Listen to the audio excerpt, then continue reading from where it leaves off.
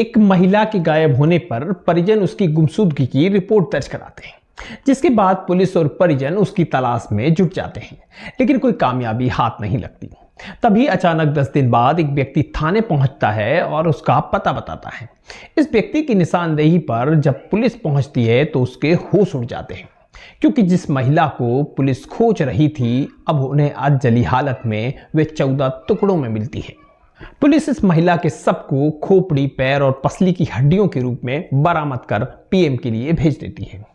आखिर कौन थी यह महिला और इसका इतनी बेरहमी से किसने और क्यों कत्ल किया था? ऐसे तमाम सवालों के जवाब आज आपको हैरान कर देंगे। जय जिनेंद्र, जय श्री राम, सत श्री अकाल, जय भीम, जोहार, आदाब, नमस्कार। मेरा नाम है पंकज जैन। आप देखना शुरू कर चुके हैं द क्राइम फोकस। आपके अपने चैनल में आपका स्वागत है। उम्मीद करते हैं आप सभी स्वस्थ और मस्त होंगे।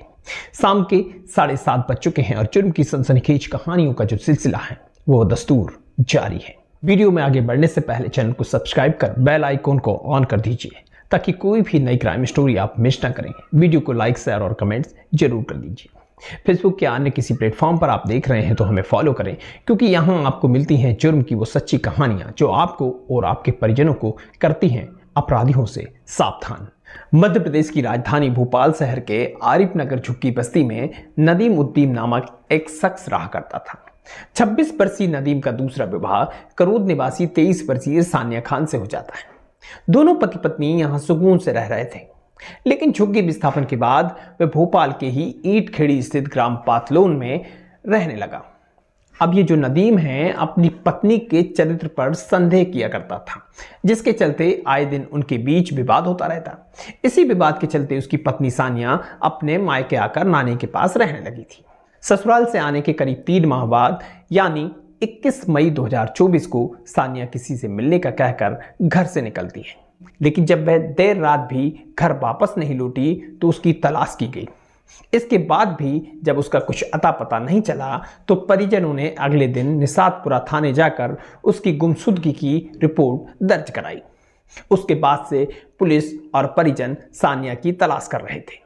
इस महिला के परिजनों ने पति नदीम पर भी सानिया को गायब करने का संदेह जाहिर किया था, लेकिन नदीम अपने घर से गायब था। उसके बाद से पुलिस उसकी भी तलाश में जुटी थी। सानिया और उसके पति की तलाश चल ही रही थी। उसी बीच अचानक नदीम उद्दीन निषादपुरा थाने पहुंच जाता है। वह पुलिस को बताता है कि उसने अपनी पत्नी सानिया की हत्या कर लाश अरवलिया स्थित खंती में जलाने के बाद दफना दी है।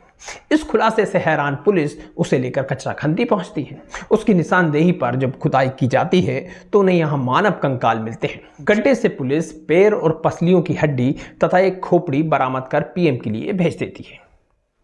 अब पुलिस पूछताछ के दौरान नदीम ने पुलिस को बताया कि बीती 21 मई को उसने सानिया को करूद चौराहे पर बुलाया और ऑटो में बिठाकर अपने घर ले गया। दिन भर दोनों के बीच सब कुछ ठीक रहा, लेकिन रात को पुरानी बातों को लेकर उनके बीच दोबारा विवाद हो गया।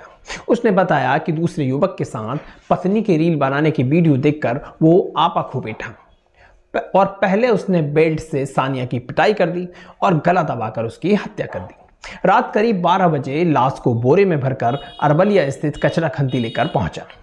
यहाँ बोरे, कपड़े और अन्य कचरा डालकर सबको जला दिया, लेकिन जब सब पूरी तरह से नहीं जला तो उसने गड्ढा खोदकर उसे वहीं पर दफना दिया। उसके इस बयान के बाद निषादपुरा पुलिस ने नदीम के खिलाफ हत्या करने और साक्ष्य छुपाने समेत विभिन्न धाराओं के तहत केस दर्ज कर डायरी ईंटखेड़ी थाने भेज दी है। ईंटखेड़ी पुलिस ने असल कायमी करने के बाद आरोपी को न्यायालय में पेश किया, जहां से उसे जेल भेज दिया गया।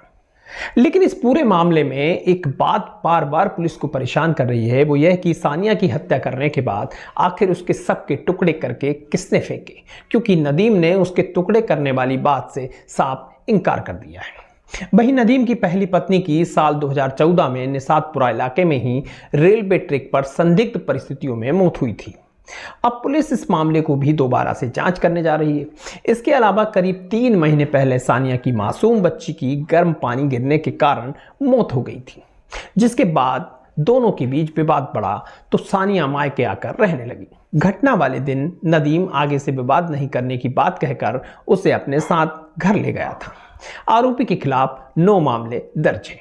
करीब 5 साल पहले इनकी शादी हुई थी और घटना के 3 माह पहले से सानिया अपनी नानी के यहाँ रह रही थी, जिसे बुलाकर नदीम ने इस जघन्य हत्याकांड को अंजाम दिया। फिलहाल पुलिस ने आरोपी पति के खिलाफ हत्या करने और साक्ष्य छिपाने का मामला दर्ज कर उसे गिरफ्तार कर कोर्ट में पेश किया, जहां से उसे जेल भेज दिया गया। तो फिलहाल यह थी पूरी कहानी। यदि अब तक आपने चैनल को सब्सक्राइब या फॉलो नहीं किया है तो तुरंत कर दीजिए। आपका प्यार ही हमारी असल पूंजी है। आपका एक लाइक और एक कमेंट्स हमें वाकई हौसला देता है। इसलिए वीडियो को लाइक करें, चैनल को सब्सक्राइब करें और कमेंट्स कर जरूर बताएं कि आज की कहानी के बारे में आपकी क्या राय है, क्योंकि आपकी एक प्रतिक्रिया हमें ऊर्जा और उत्साह से भर देती है। आपके लिए, आपके प्यार के लिए बहुत बहुत आभार। आगे भी बने रहिए हमारे साथ।